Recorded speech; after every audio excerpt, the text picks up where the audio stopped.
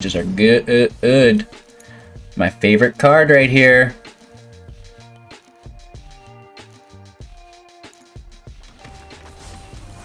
And that is a massive devotion boost, which brings Thassa in. Look at that field, mono red. What's up? What's up? Hello, good game. Welcome back. Your boy's got a standing desk, helping with the headaches, feeling a little bit better if you can't tell. Thanks for all your support, guys. Really appreciate it. Make sure to like the video to help support and subscribe to the channel because, you know, we just gave away, if I can find it, it might be here somewhere, a Scalding Tarns we just gave away. There it is. This puppy is expensive. That's a 160 USD card. That Unshaven Leg just won themselves for subscribing to the channel, being part of the community. Next up, we're giving away a complete standard play set, all your rares in the most recent standard set, estimated to be worth about $400 USD. So do not miss out on that. Tell your friends.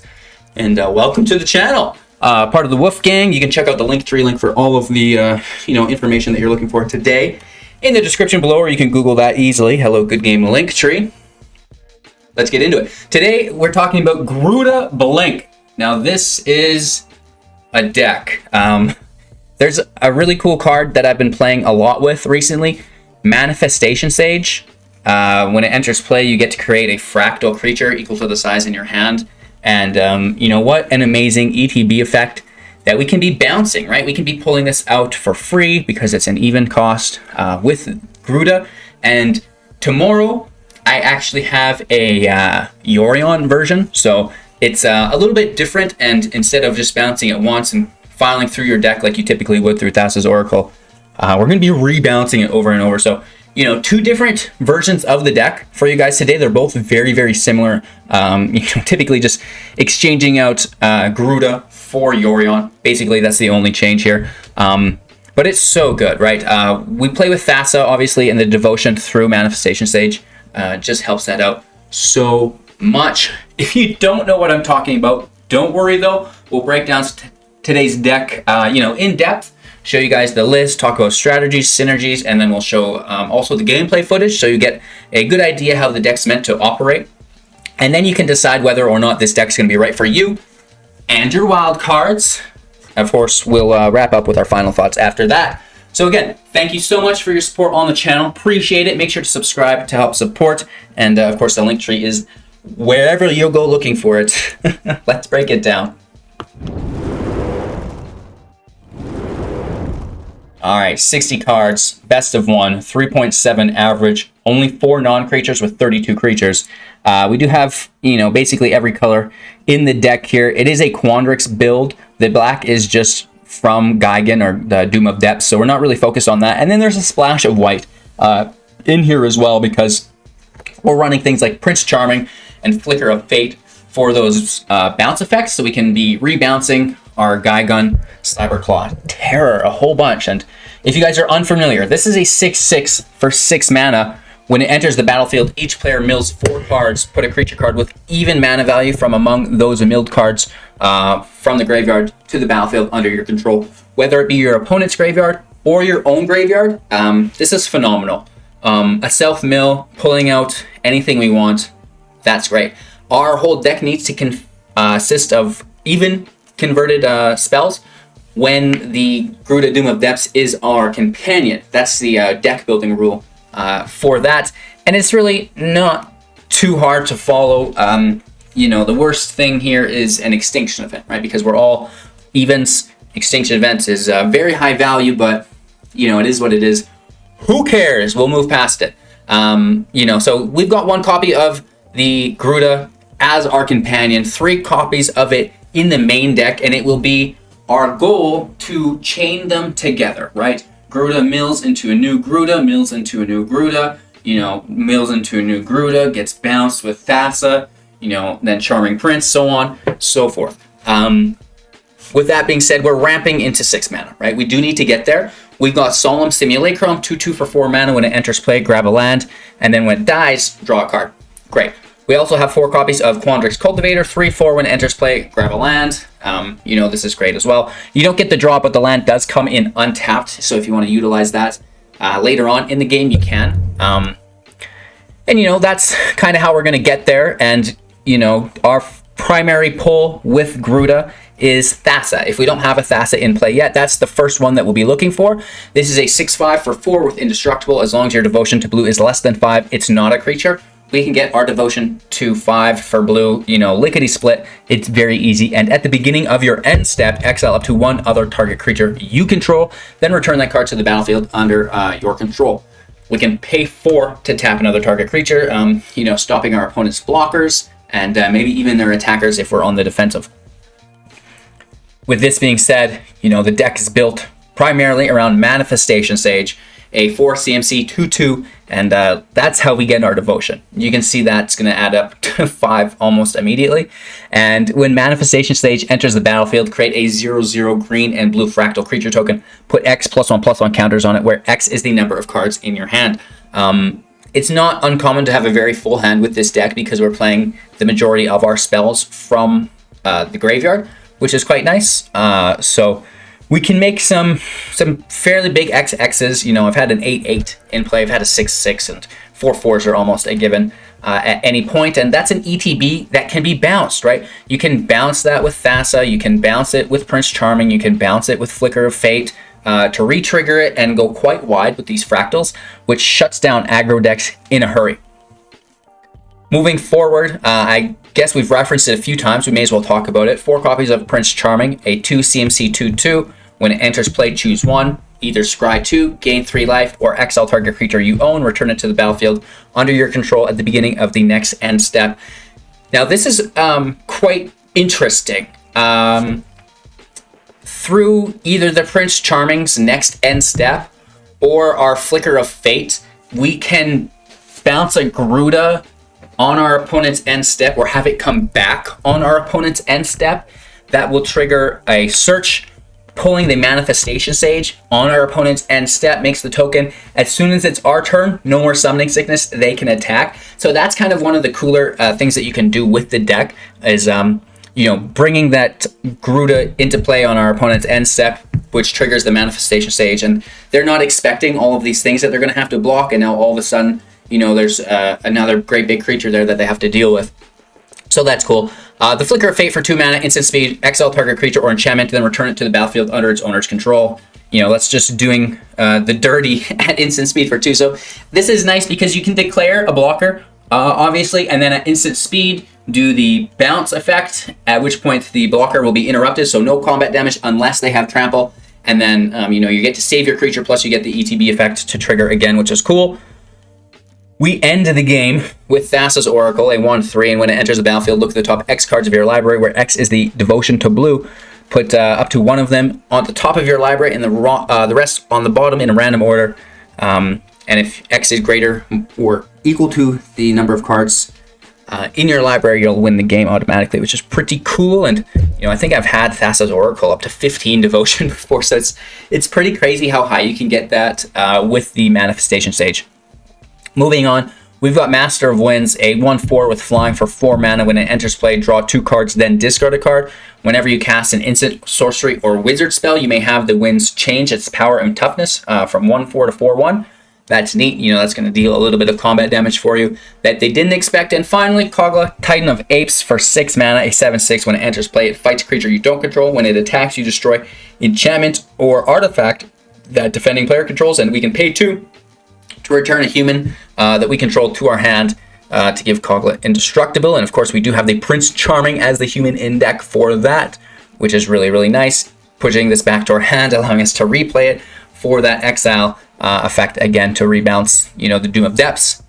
Lands in play, we've got the pathways. That's it, you guys. We broke down the list. We talked about the strategies and synergies while we went through it. To recap, ramp into the Doom of Depths, play the Doom of Depths, pull Thassa, bounce the Doom of Depths, continue this process until you gain more value than your opponent can consciously deal with before their brain melts. So that's the deck. Enjoy. Next up, we'll have the gameplay footage, you know, doing pretty well with this kind of jank in Mythic as far as I'm concerned, winning matches, which is nice, but definitely getting crushed a couple times by top decks as well, don't get me wrong. And I'm just having fun with some of these new cards, trying to keep it fresh for everybody so we don't get locked in to, you know, playing the ultimatum deck for the next 3 months, right? Like, there's new things that we can all just kind of have fun with. And yeah, I want to lead the way in that aspect of it. So support the channel if you can. Welcome to the Wolf Gang. We're standing from now on. I think it's going to be better for me personally and probably the channel as well. So support, like, comment, subscribe, get in on the giveaways, contests, tournaments. They're all free. And yeah, you know, we'll see you after the gameplay footage with our wrap-up thoughts. Peace.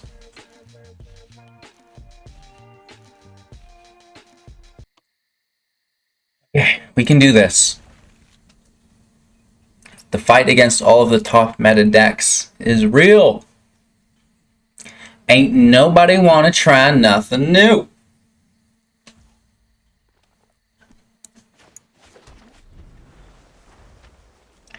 Let's see how it pans out.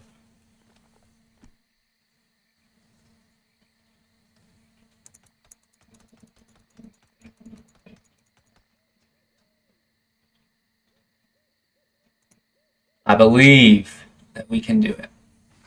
I was doing it last night while I made the deck plenty. So there should be no problem.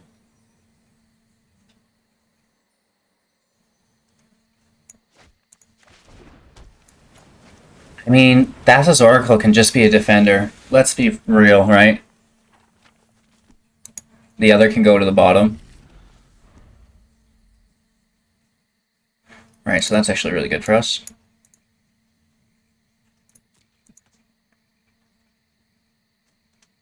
Well, I mean, somewhere in the deck, maybe not the bottom. I think it just gets shuffled, right? No, just on the bottom, yeah. We can't see it because it says random order, but it's definitely that bottom card. So, you know, we've got that defender, which is good. We don't have a turn 3 play, so we're going to bring in Gigan. They don't get the draw, they would just be tapping.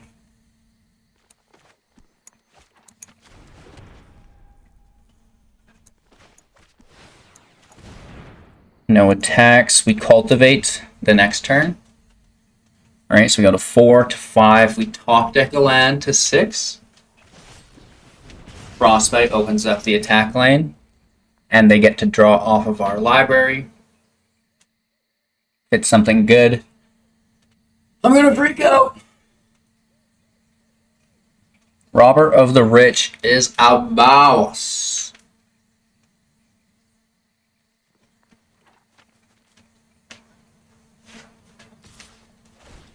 I have a fancy little board to stand on if you guys are wondering what I'm doing. That's not a good draw. That is not a good draw. This will be fun. I think the 5/5 would have been good too, but I really just want to get the deck popping first. And that means land, land, land. Land, land, land, land. And since Kogla's in our hand, we should actually kind of probably prioritize forests from now on.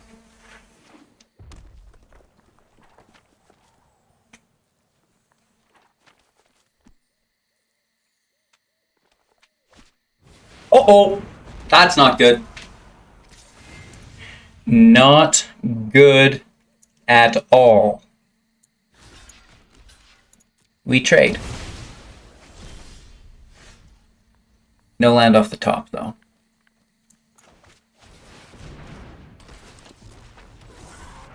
The 5/5 should be able to trade. You know, if they've got a Frostbite, it just kills it, though. That's a cool thing. Torbrand and Frostbite. Woof.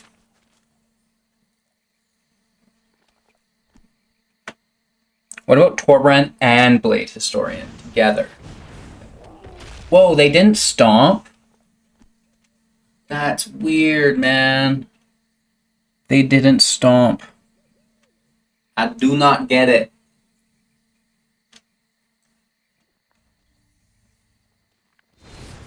Then they use this stomp instead.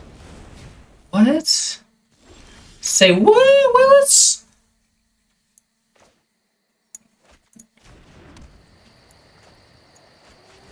Alright, big money, big money, big money. We need a Thassa. There she is. 2 of them.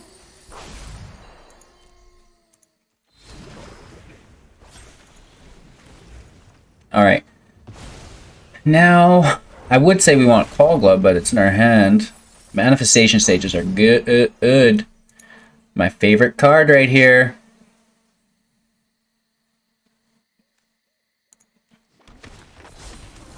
And that is a massive devotion boost, which brings Thassa in. Look at that field, mono red. What's up? What's up? Okay, Robert's got haste. That's cool beans. They take Thassa. So there's a Slamber Cleave here. There has to be, right?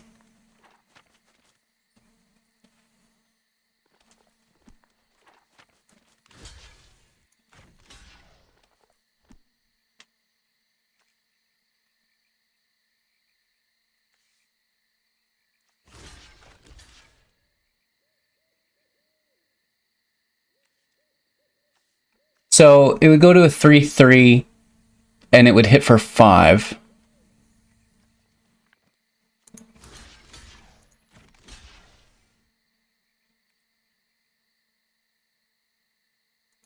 I think those are nice blocks. Let's see what they do. It's definitely the cleavage. Yeah, and they want to kill Doomers. We clear their entire field. We still have Thassa, right? So it's like... I'm feeling pretty confident here. Got him. Ooh, but I like the land.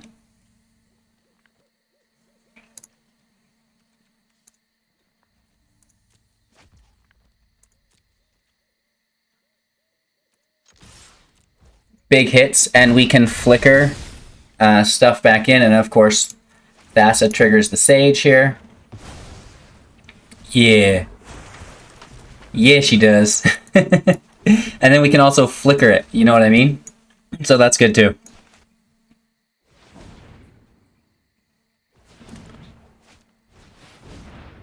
Mono red never had a chance.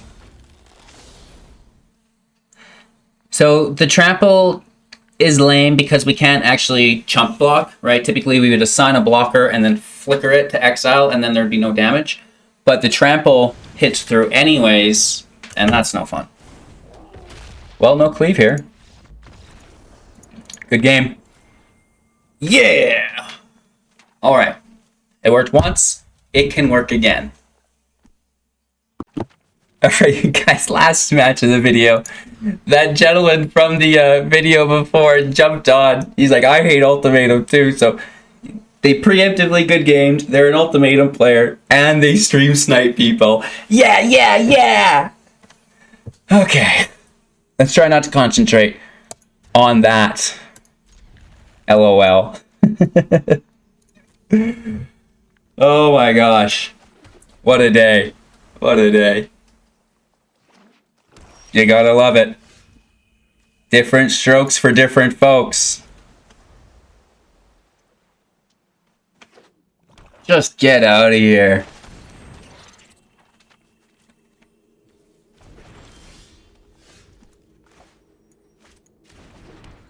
Geigen comes over.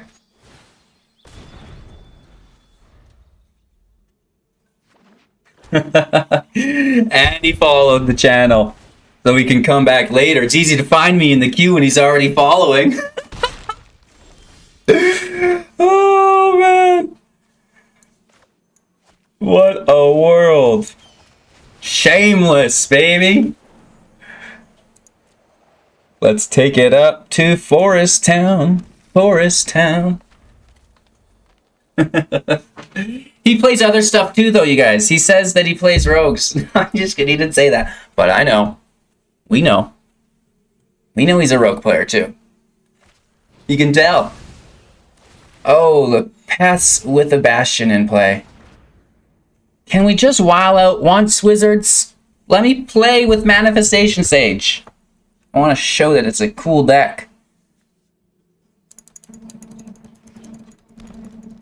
I gotta beat all these other decks. Or no one's gonna believe me, though. No one's gonna believe me. Okay.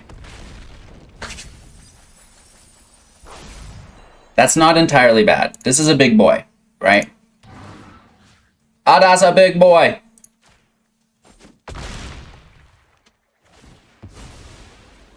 It's annoying and I hate it. But maybe we can just like apply enough pressure here.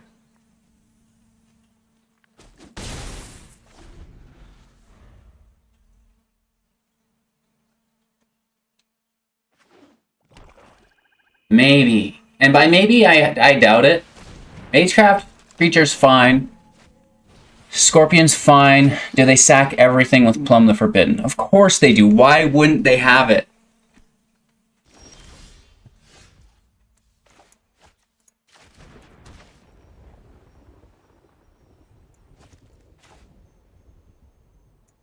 Okay, we can Cultivator first, pull the land, then Thassa.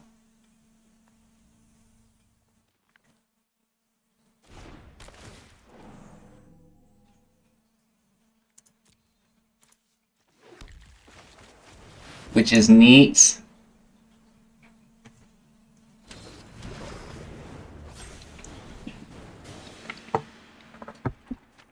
And that's like a pretty big hit.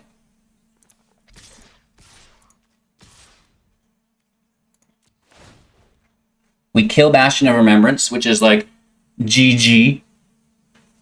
They did not want that. So they're going to do the spell now before the blocks hit. Because it has to be that way. But then they can't chump block. So you see it's like kind of a double-edged sword where both of them don't work out ideally. Puts them in a bad spot, man. And there's the Plumb the Forbidden. We've seen it coming.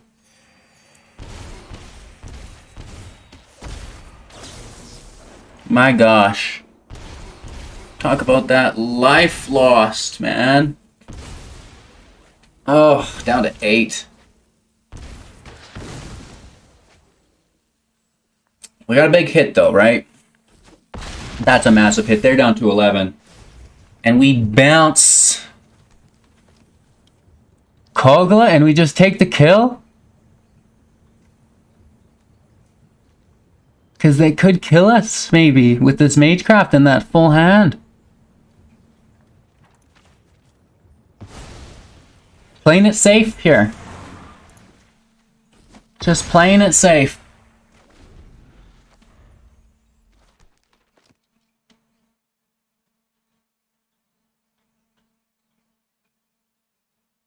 Did you guys know that Magic forecasted diamond hands? Did you look at the size of that diamond this guy's holding on to? That diamond's bigger than he is. Woo! Another apprentice. So they do definitely want to just like drain us to death. And they can probably do it too. I wouldn't put it past them.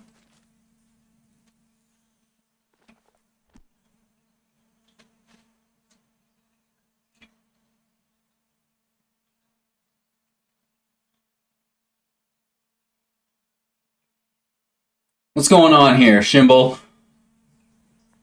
Doing the mathematics? Witherbloom should have been the math deck. That's where all the math is taking place. Do I have enough pests to sacrifice? Woof.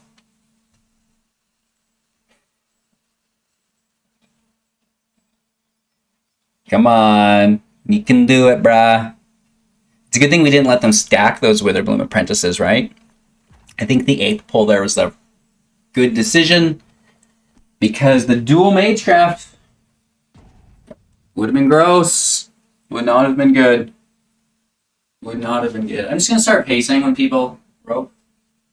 You know what I mean? So there's 1 damage. They're done their math. They figure they've got 7 more. Let's hope not. No. No, no, no, no, no. We're good.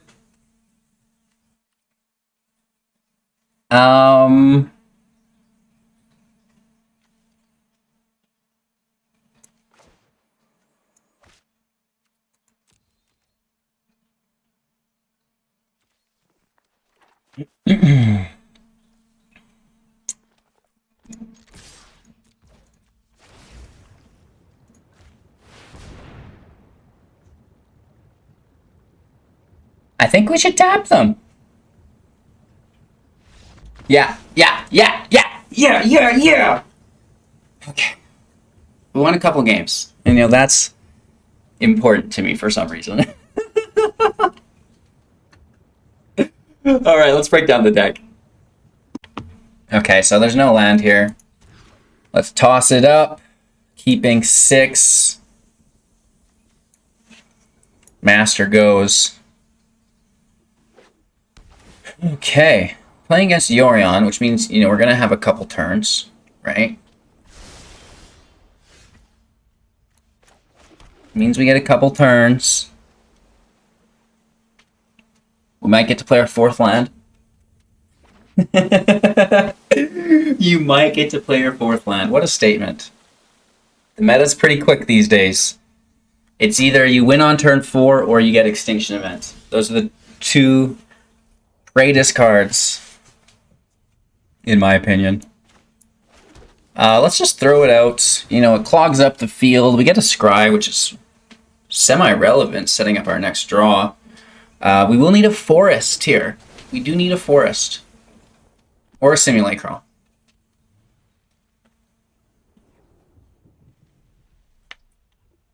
Wow.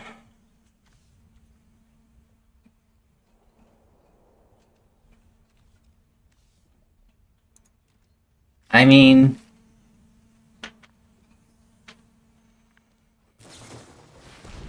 at a certain point, right?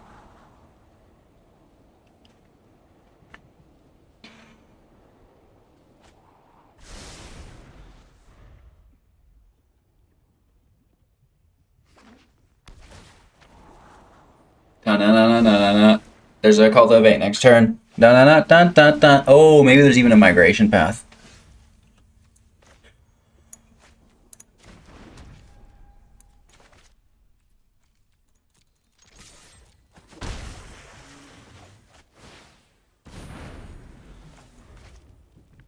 Forest or bust?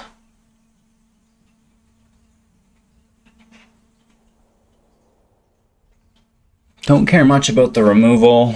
It's just them going into the ultimatum. That's what I don't want. It's pretty funny. I make the decks, and people are like, wow, this deck sucks. Ultimatum's better. It's like, yeah, it's because it's the best deck. Oh, man. People kill me sometimes with rhetorical questions. Like, they just want their statement to be right and shut you down. It's like, well, yes, we all know these things.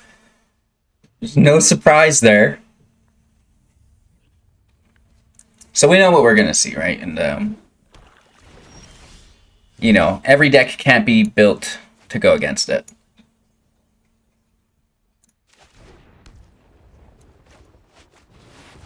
At least we get to look for a forest. We get it. It was hiding way in there, but we do get it. It's a little late, but better than never.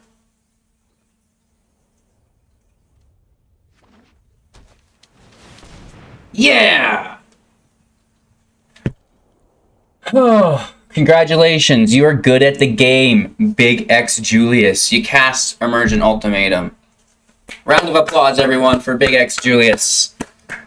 Next pro player. What cards did I pull from the deck again? Oh, yeah. Oh, I hate that.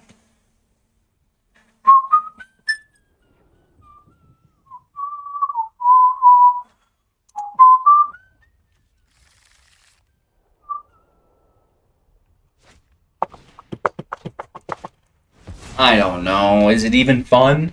Is it even fun?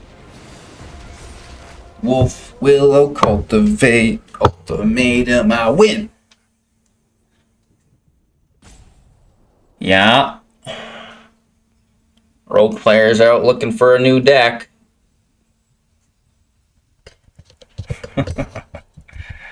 Oh my gosh. And then, like, for some reason, they're roping us now because, like, their brain explodes. They're like, why haven't they conceded? Everyone concedes, and I don't actually have to put thought into the game. I don't know what to do after casting Cultivate. Oh, my brain hurts sometimes, you guys. I'm sorry. I'm a bully. We have 6 regardless, so let's sage it up. Yeah, I'd like to take action, bruh.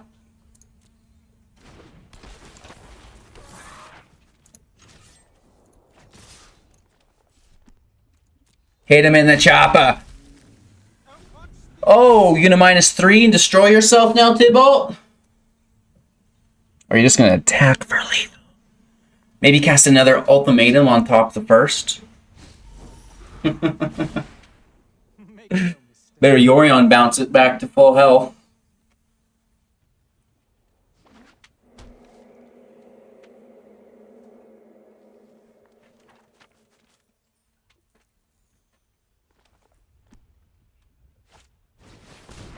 This spell lights up. I may as well cast it at instant speed. That's got flash! Unless they do Yorion bounce. Which I'm assuming they will, because why would there ever be a reason to main phase that Omen? What? Why would they main phase the Omen? I just don't get it, man.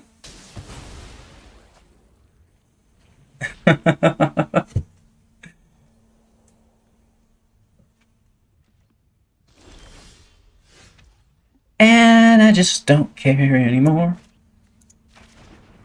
Okay. How lucky could we get with this? We've got 44 cards left. I don't think that lucky.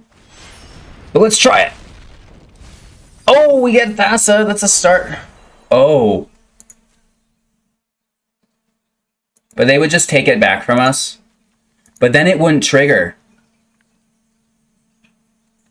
Okay. Okay. Time out, everybody. So we could take Warnclexx, shut down Valky, basically. Well, no, Valky could still minus on it. So that... irrelevant. Valky could still minus on it. But it would stop it for the turn. It'd be cool if we could cast their ultimatum.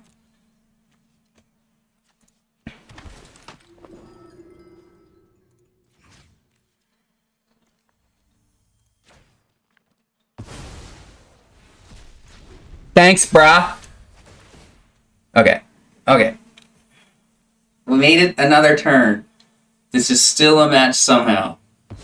Oh, they take Thassa, which is like the ultimate BM. Maybe we should have bounced our Thassa. Oh, oh!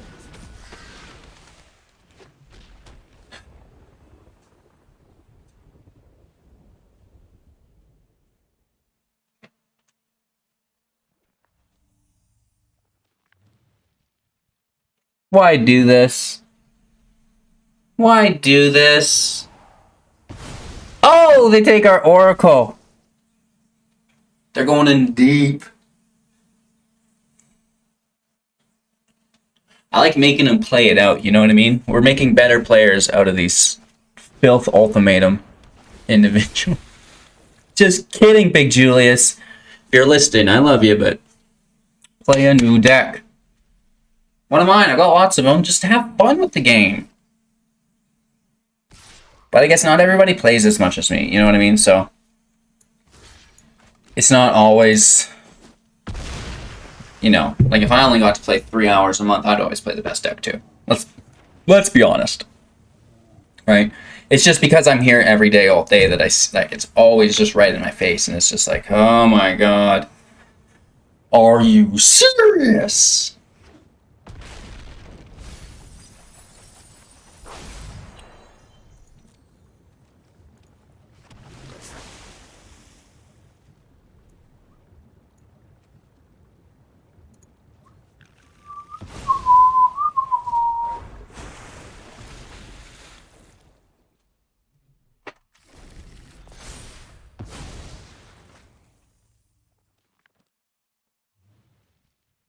Good game. Is it really, though? Like, I don't understand. Was it?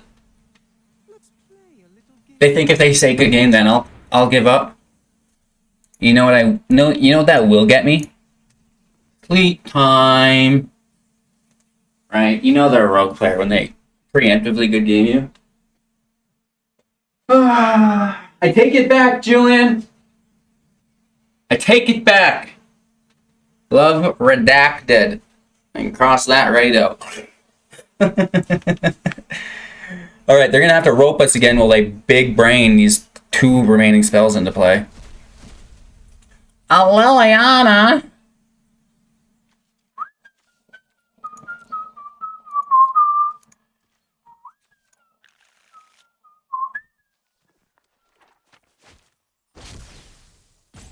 I guess the Epiphany's kind of bonkers. Right? And they have Thassa in play. Whatever, bro.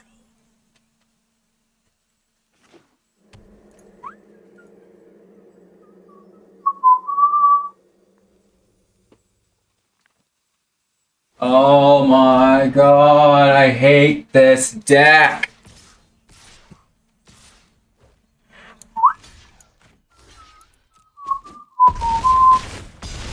You did it.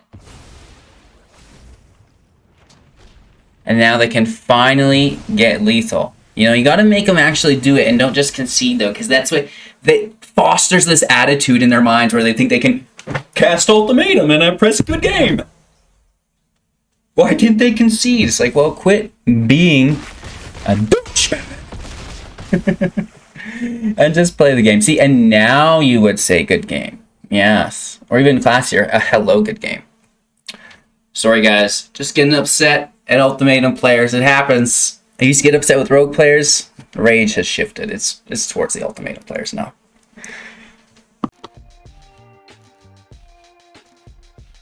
Oh, hello there. Welcome back. Thanks for watching the video. Appreciate you. Let's break down the deck. Let's talk about it a little bit. Let me know all how you felt in the comments below. And, you know, we'll get a good laugh out of that. The deck is neat. I like it. Maybe it needs to be 4 colors. I don't know. I want black in there pretty bad. The Nightmare Shepherd is cool. Mothra is very cool. Maybe Mothra could be added in the deck just as white. Then we don't need black. HGG, why isn't there Mothra in the deck? It's hard to get things perfectly when I do them twice a day. I spent all night making this. You're right, though. You are absolutely right. Mothra could go in the deck, and that way when we are double playing Gigans, the one that goes to the grave comes back with flying, right? And then we can push the flying one to the, or the other one to the grave, the non-flying, then it comes back with flying, then we sack the first one with flying. This could be a much better play of things for us as far as the combo through your deck scenario works out. I think that would be very cool. Let me know what you guys think, your thoughts and opinions. How could you improve the deck? Cheers, have a magical day. Thank you so much for watching. Make sure to like that video. Check out the Linktree link for all of our goodies, contests, and giveaways. Hashtag Sculling Tarns, anyone? Free playset, anyone? It's the least I could do. You guys are such a great bunch. Take care, and we'll see you soon.